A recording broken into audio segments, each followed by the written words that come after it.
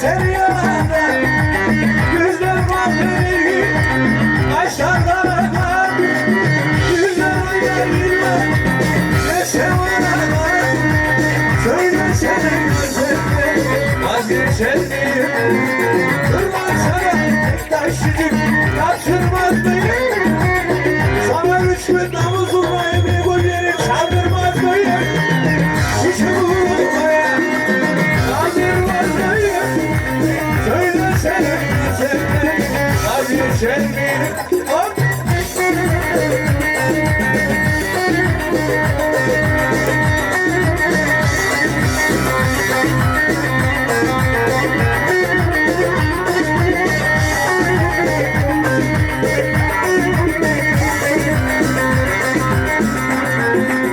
Gel Kemal Eren'im, çok sevdim seni. Benden ayrı duramam, deniz beni. Ey var yanılmışım, deniz beni. Allah sana gelsen de vazgeçer miyim? Durmaz sana tek taşıcık kaçırmaz mıyım?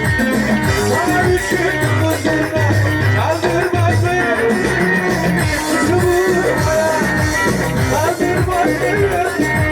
Söyle sen vazgeçermiş.